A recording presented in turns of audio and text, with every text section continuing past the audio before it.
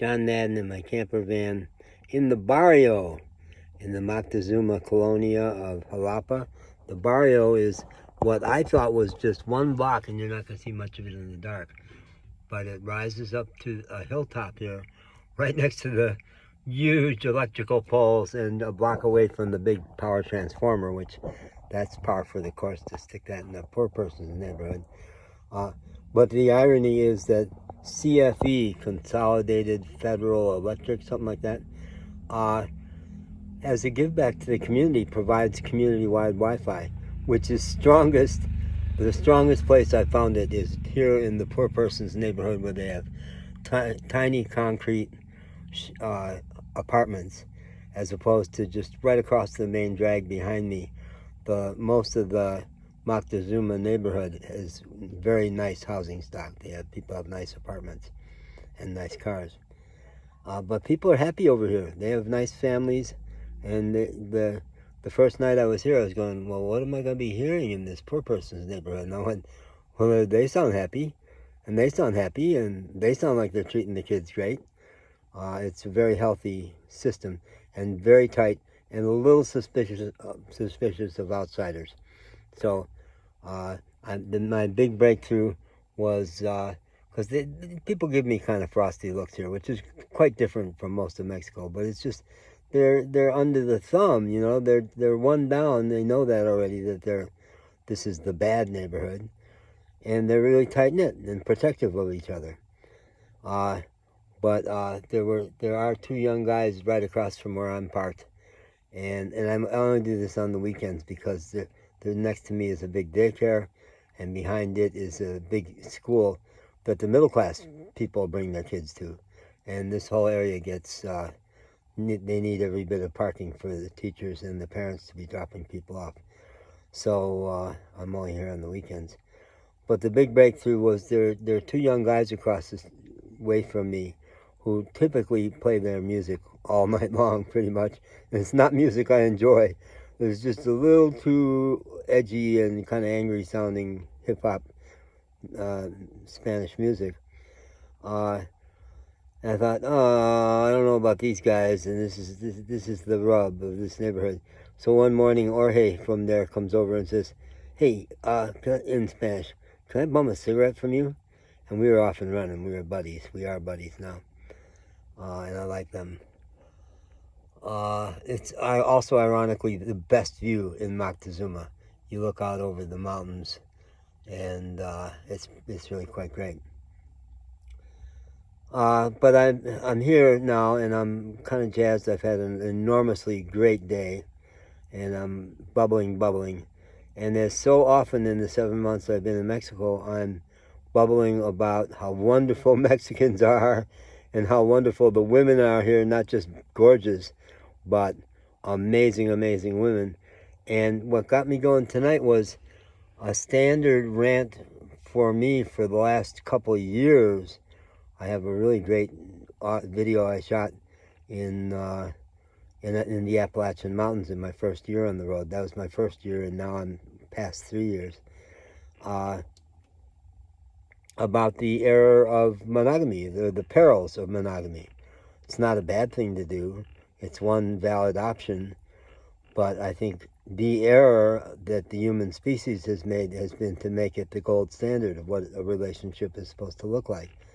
And I think I'm having to qualify all of it now, because what I used to say, what's wrong with it in our country, or in the world, I guess I was saying, is not true in Mexico. It's quite different here.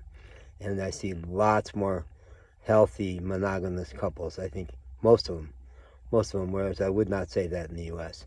I would say that there are a handful of paragons, people for whom it really, really works, and they thrive and support each other. And that for most people, it's clinging. It's based on insecurity. I'm afraid I'm going to lose you, and I don't like it if you get too close to someone else of the opposite sex. And it's real negative mindset. I love that Chris Christopherson, the old singer and movie star, said, I'd no sooner love one kind of woman as drink one kind of wine. And more to the point, Linda Ronstadt and her fabulous song "Love Is a Rose," but you better not pick it. Only grows when it's on the vine, handful of thorns, and you know you've missed it. Lose your love when you say the word mine. Territory, possession. You turn your partner into possession. And there was a point in the hippie flower child era where people tried to practice free love, but they really didn't have the skills for it or the societal support for it. But I will not. It's not just because I've been wounded by making bad choices with my partners that I won't do it again. It seems so limiting. Why, when I'm so full of love, would I only love one woman? No, it makes no sense at all. And God forbid, if you get married with limited sexual experience and then have no more, how do you grow? It's an area of life where you're meant to keep growing your whole life.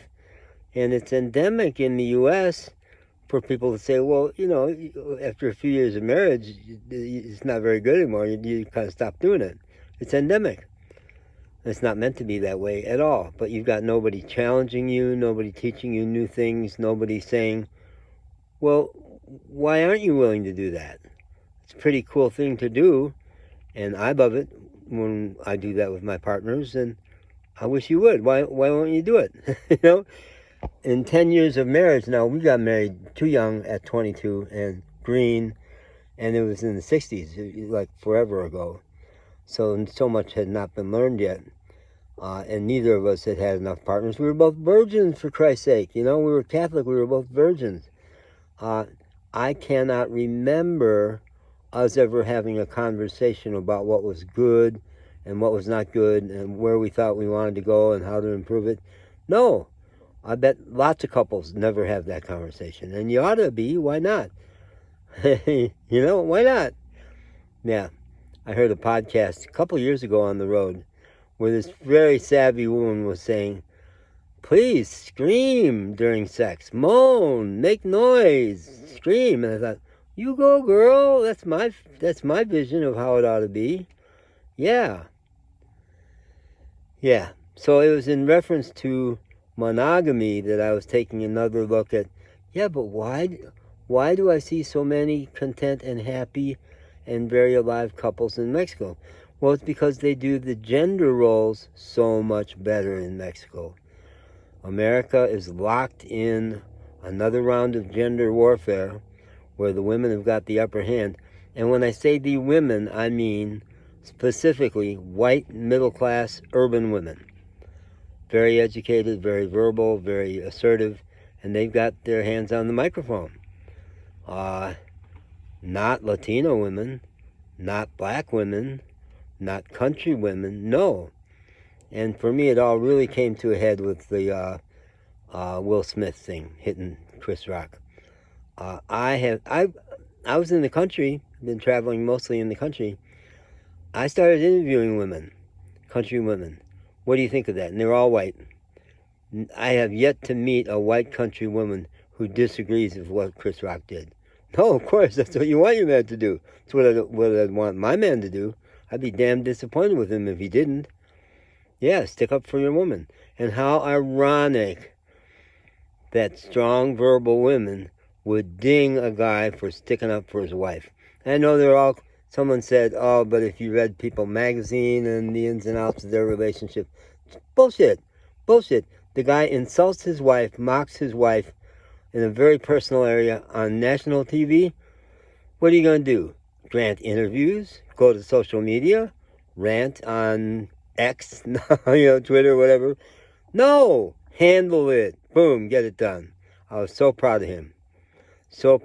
And hated that it hurt his career, and it seems like his career is bouncing back, right? Because he was there at the Oscars to accept the Academy Award for the best movie for a role in which he was protecting his daughters, fighting for his daughters. He was in a role, for Christ's sake. Yeah, and a really damn good role. So, okay, I get hot about that, I do. But in Mexico, women want their man to be strong. They like strong men, and they are strong. So if he gets out of line, they set him straight. Yeah, they do. It's like a meme almost. The tough Latina. I saw TikTok video where the guy was saying, I just made the mistake of tangling with the Latina. Would somebody please shoot me and put me out of my misery? And I've experienced it directly. They don't get bitchy. Excuse me. I know, politically incorrect. They won't yell. They don't get nasty. But they don't back down. They are going to get their way. Doesn't matter how long it takes. They're going to get their way. And they're good. I saw it, a woman where I had a little, just put the tiny, I didn't even put a scratch on her fender in a parking lot. A scuff in the paint. The kind of thing that if I had that kind of encounter with somebody and it was their fault and they were worried about it, I'd say, look, nothing, no, forget it, go on. But she, by God, got her insurance adjuster out there and called in Tampico. And from what I could see in Tamaulipas State, there's a tendency to not have municipal police, probably in the border towns. In the border towns, they need them. But the two big towns I was in, Victoria and Tampico, did not have local police. There's no guns, okay? There's no guns. And so they rely on state police to handle it, and people feel super safe, was my experience. Everybody I asked. But in Tampico, they had something different. They had a traffic police.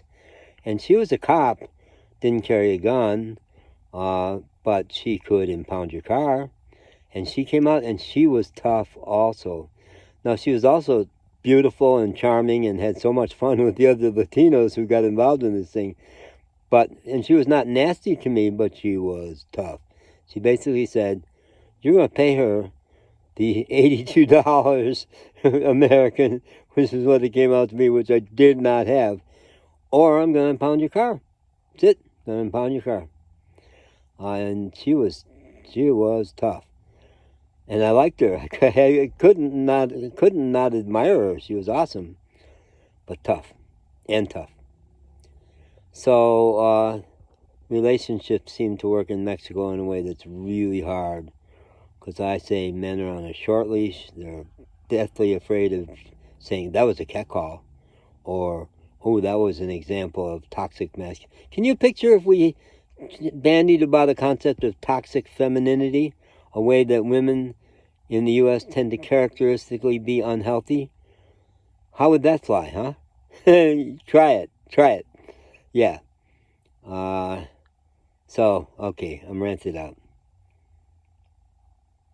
Don't get me a senorita of all different kinds of ages. I mean, they're so fabulous, of so many different kinds of ages. Okay, bye.